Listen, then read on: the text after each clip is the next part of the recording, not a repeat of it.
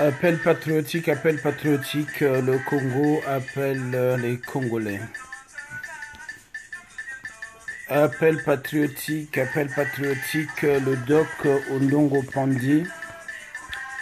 Tatanzambi, Bukadzonsana, Bitatubianso, Birourana Pi. Lorsque Dieu nous parle, lorsque la volonté de Dieu se manifeste, tout s'arrête. Même les grands vents s'arrêtent. Appel patriotique.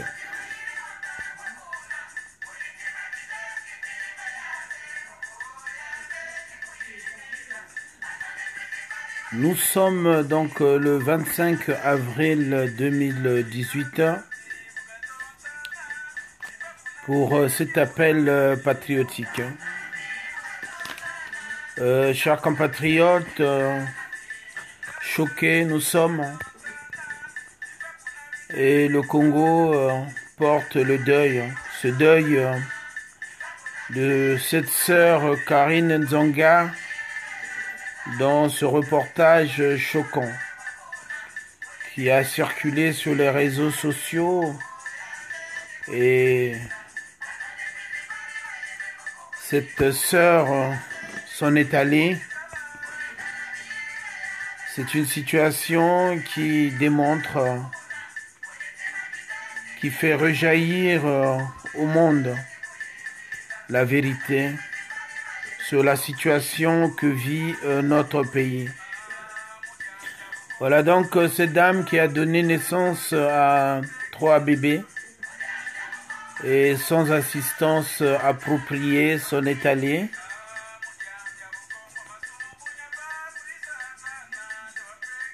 Et c'est peinant parce que ce n'est pas un cas isolé malheureusement. C'est le quotidien actuel des Congolais. Ces femmes qui accouchent, donc parfois suite à une hémorragie, par manque de sang, ces dames meurent. Des cas comme ça s'accumulent autour de nous. Et c'est triste. Lorsque ceci se passe dans une ville comme Pointe-Noire, qui est donc la ville pétrolière, cette ville qui a outrageusement enrichi ceux-là qui se sont appropriés notre pays. L'hôpital de Luanjili fermé, c'est des dizaines de morts tous les jours. Ceci devait, chers compatriotes, nous interpeller et constituer quasiment un électrochoc afin que nous puissions nous lever contre cette situation qui n'a trop que duré, et si nous nous prenons garde, continuera à durer. Et ces décès comme ce décès atroce de cette sœur, tout ceci va s'accumuler, des pertes, des mères des morts qui pouvaient être évitées. Ce n'est donc pas une fatalité, puisque c'est qu'une responsabilité humaine. Et cette responsabilité incombe à une personne, Sassou Nguesso Denis et sa bande. Ils ont été incapables, avec l'argent du pays, d'apporter ce minimum de soutien, ce minimum d'infrastructures pour soigner notre peuple. Aussi, ce qui était d'autant plus choquant sur ce reportage, c'est le fait que les caméras arrivent dans cette chambre. Voilà une dame couchée. Et dans le reportage, il est dit que elle sentait mauvais parce que depuis son accouchement, même pas un soin, elle n'a pas été lavée, cette dame. Et certainement que Il a dû attraper une infection ou autre et il s'en est allé.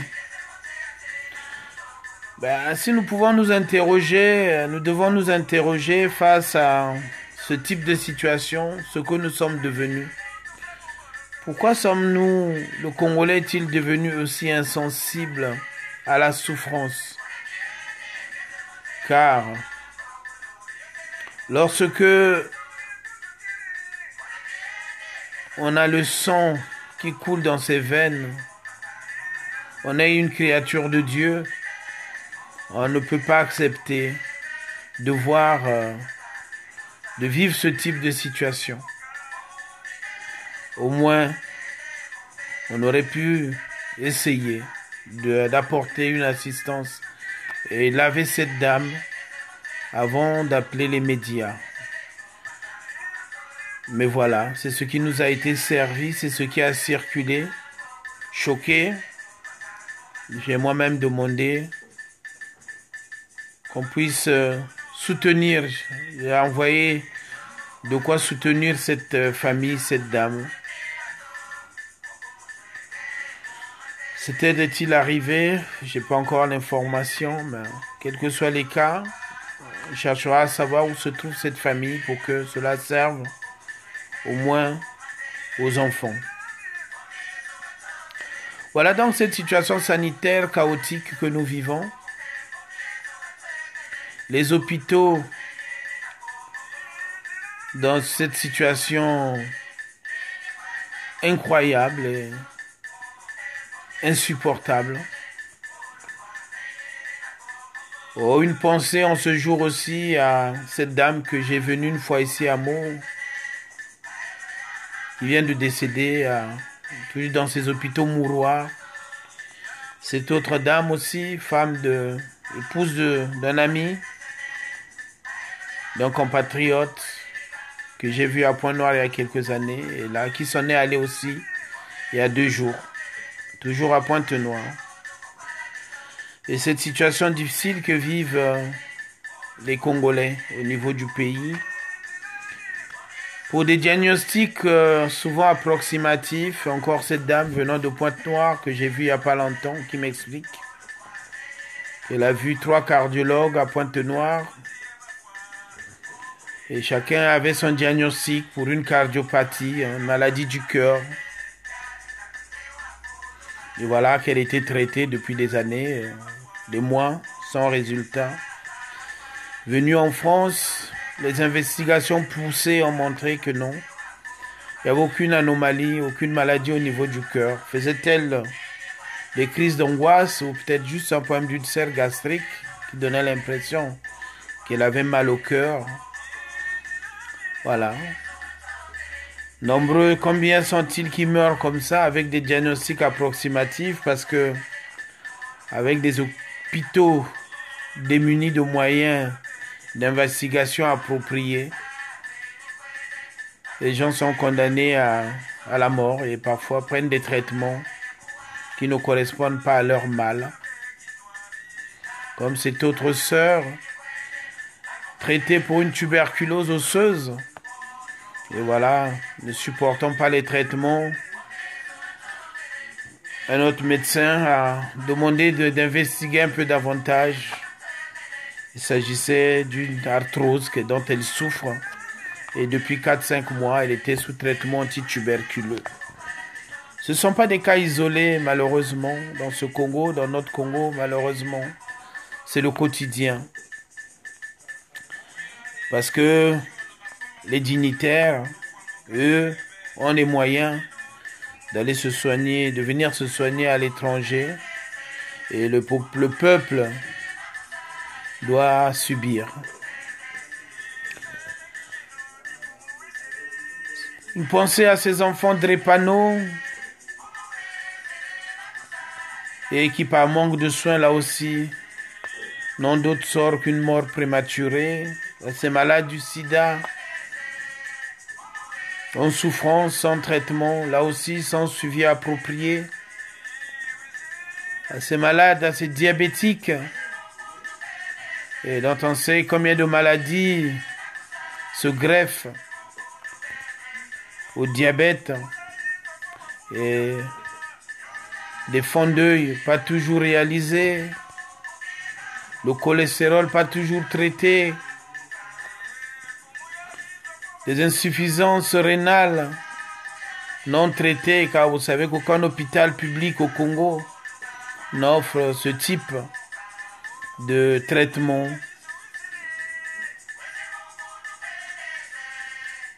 Cette infertilité qui est à la cause de notre sous-population d'ailleurs, combien de femmes en détresse souffrent des graves questions de ces problèmes de stérilité, infertilité, même des hommes aussi, mais aucun centre de procréation assistée approprié. La situation sanitaire du Congo, chers compatriotes, devait nous ouvrir les yeux. Oh, je comprends certes que anesthésiés par Sassou Nguesso, aujourd'hui, les Congolais sont dans un état comateux. Mais réveillons-nous.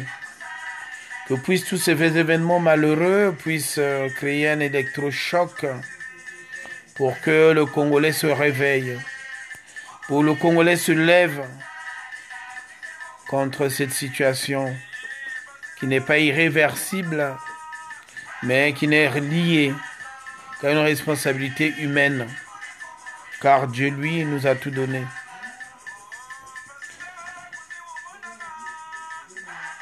Chers compatriotes, c'est avec beaucoup de peine en fait, parce que je suis choqué par de voir cette dame partir comme ça. Et ceci,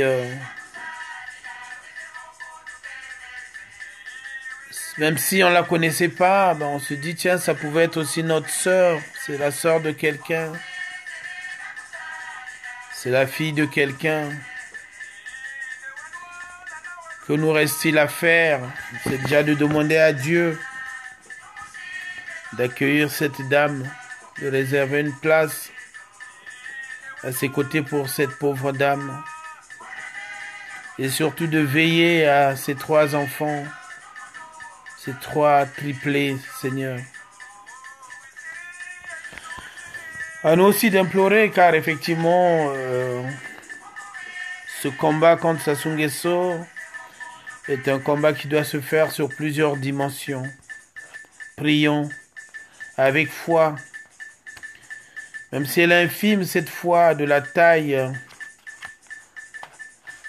d'une graine de moutarde, comme ce message que nous a été livré ce dimanche dernier à mon église évangélique protestante et missionnaire à Champigny, par la sœur Dominique Ngouari. Prions avec foi, même si c'est une petite foi. Notre Dieu est un Dieu qui est grand, un Dieu qui déracine les souffrances, et le Seigneur déracinera. Si nous prions avec foi, il nous aidera à déraciner ce mal profond qui ronge notre pays et ses souffrances. Et cette racine, elle a un nom, c'est Sassou Nguesso, qui s'est implanté, lui et sa bande, pour nous maintenir dans cet état dans lequel nous nous retrouvons.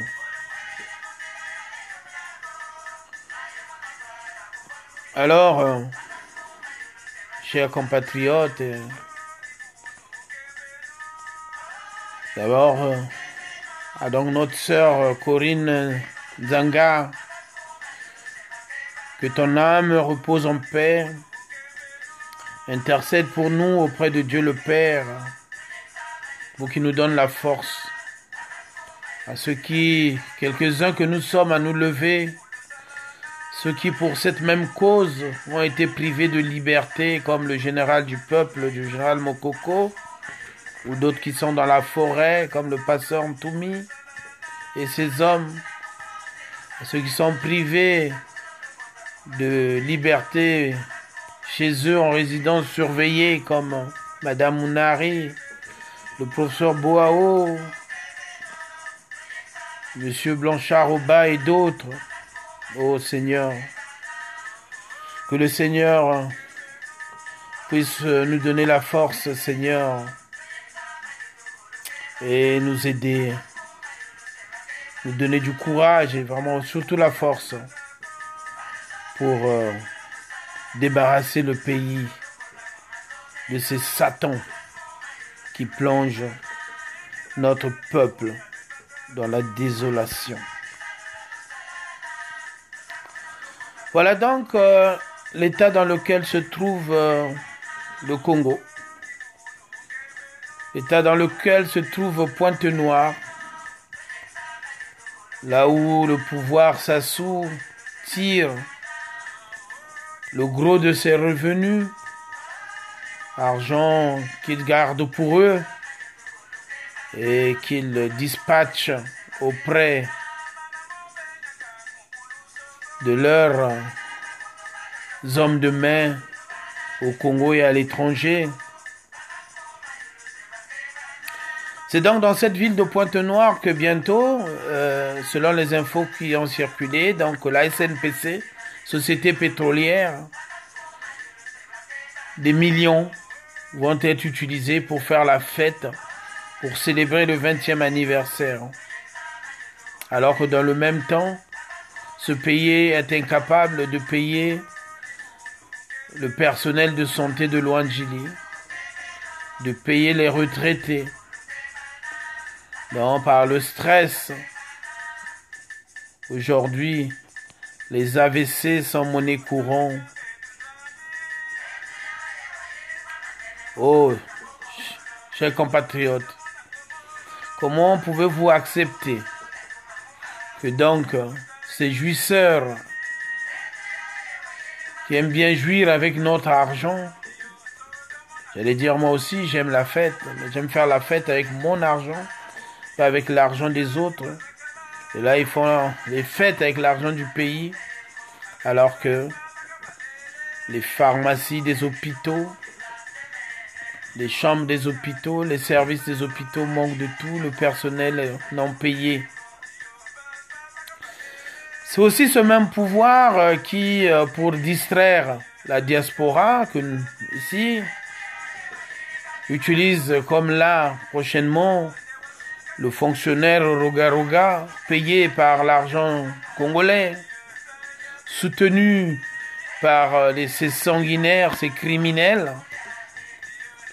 Oh, certainement que certains iront festoyer avec l'argent volé, applaudir le griot de Sassou Nguesso et sa bande.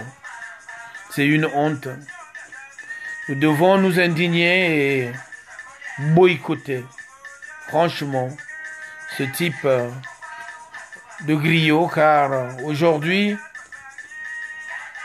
ces musiciens, c'est eux qui devaient porter ce type de problème, de cause, la défense de la santé de notre population, et devaient s'emparer de la situation comme celle que vient de vivre notre compatriote.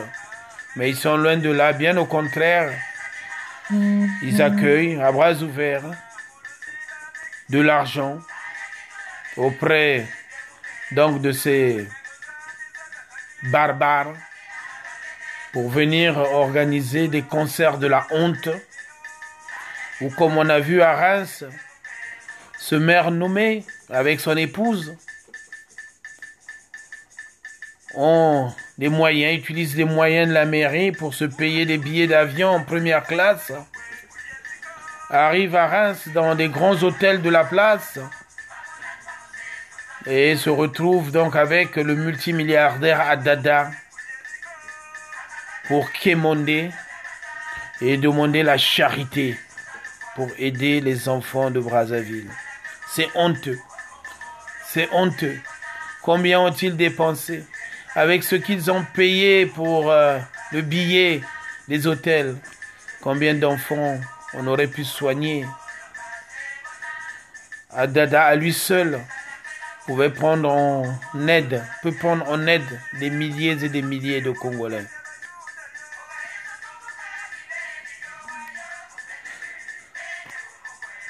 C'est cette situation que, chers compatriotes, nous devons dénoncer. C'est pas possible. Nous ne devons pas rester insensibles. Où sont passées nos valeurs? Les valeurs chrétiennes, les valeurs humanistes, et ce que nous avons appris même à l'éducation civique. Où sont passées nos valeurs? Pourquoi nous taisons-nous? Pourquoi continuer à avoir peur?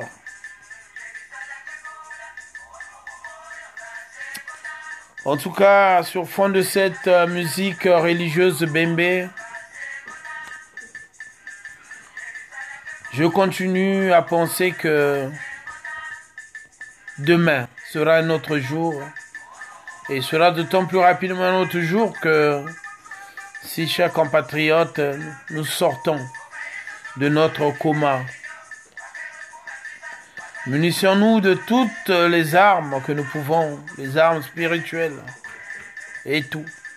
La parole, que chacun avec ses moyens puisse combattre ce système. Nous refusons, nous implorons aussi notre Dieu parce que nous refusons de croire que les féticheurs de Sassou Nguesso sont beaucoup plus forts que notre Dieu et que donc son Zakalaha a anesthésié tout un peuple. Il a plongé dans ce coma profond que nous observons. Réveillons-nous, chers compatriotes, et levons-nous contre ces barbares. Quant à moi et avec ceux qui ont choisi de combattre ce régime barbare, nous vous donnons rendez-vous le 2 mai prochain avec Maître Finel, l'avocate de J3M, l'avocate française de J3M, qui donnera une conférence de presse, là aussi, pour développer sa stratégie, ce qu'il va faire, ses actions futures pour la défense du général Jean-Marie Michel Mokoko. Les détails vous seront fournis dans les prochains jours. Mais l'essentiel donc de mon intervention consistait à soutenir la famille et les proches de notre sœur Karine Nzanga qui s'en est allée, laissant ces 3 orphelins que la patrie devra protéger. On espère que demain, les choses changeront et qu'avec J3M, une réelle politique sociale, sanitaire, une politique sociale et une protection sociale des Congolais se fera. Car oui, nous le pouvons, nous avons les moyens pour. Nous ne sommes pas nombreux, nous sommes très riches et nous pouvons le faire et redonner de la dignité aux Congolais. Merci donc pour ceux qui ont pu me suivre. Merci à vous. Et surtout, n'oublions pas que chaque jour qui passe, lorsque nos hôpitaux sont dans cet état fermé ou ouvert, mais sans moyens de traitement efficace, c'est des dizaines de familles qui sont plongées, qui sont dans le deuil. Aussi, nous devons pleurer avec eux. Nous devons pleurer avec ces familles. C'est pour cela que chaque jour pour le Congo avec Sassou Nguesso est un jour de deuil national. Et que j'invite que chacun de nous, à sa manière, puisse l'exprimer et manifester sa solidarité à ces familles qui sont touchées tous les jours du deuil. Que le Seigneur bénisse le Congo. Vive le Congo éternel. Ingeta, Ingeta, Ingeta.